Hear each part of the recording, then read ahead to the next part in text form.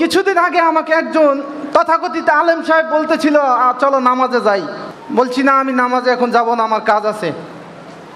তো উনি বললেন, তুমি কি মুসলমান ধর্ম পাও নাই? বলছি না, আমি ধর্ম আজও পাই নাই।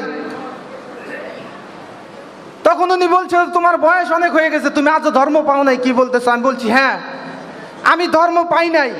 কিভাবে পাও নাই বলো? বলছি, আমি ধর্ম পেয়েছি, আমার বাপের মুসলমান ছিল, তাই আমি মুসলমান, কিন্তু আজও আমার নিজস্ব ধর্ম আমি আজও পাই নাই। তার জন্য ওনারা বলছিল হাসান নাস্তিক হয়ে গেছে। আজকে আমি বলতে চাই, তথাকথিত আলেমদের বলতে চাই, আমি নাস্তিক নই, আমি আস্তিক।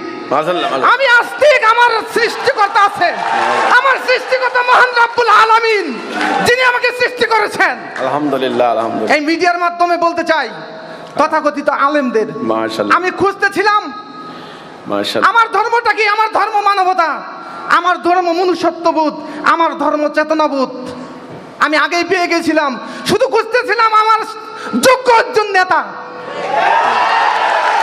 আমি আজকে এই মারিফতের প্রশ্ন দিয়ে আমি বুঝে গেলাম হিজবুত তাওহীদ সত্যিকারের সিরাতাল মুস্তাকিমের সংগ্রামের সাথে লিপ্ত।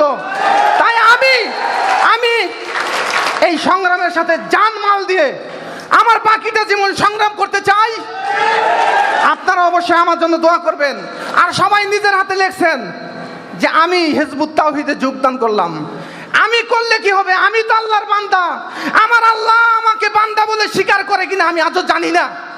তাই আমার দল, আমার মাননীয় ইমামকে আমি বলতে চাই, আপনার কর্মী হিসাবে, আপনার একজন গোলাম হিসাবে আমাকে কবুল করবেন কিনা আমি জানতে চাই। যদি করেন তাহলে এই ফর্মটা আপনার নিজের হাতে আমার নামটা লিখে দিবেন ইনশাআল্লাহ।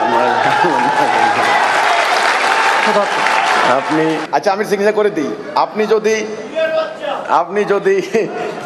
যদি মৃত্যু পর্যন্ত এই তাওহীদে অটল থাকেন, তাহলে ইনশাআল্লাহ আমি বলতে পারি আপনি মুমিন, আপনি জান্নাতি ইনশাআল্লাহ। আমিন আমিন। সবাই ওনার জন্য দোয়া করবেন। আমি হাসান ভাইয়ের ফর্মে আমি নিজে সই করে দিচ্ছি, আল্লাহ যেন ওনাকে কবুল করেন।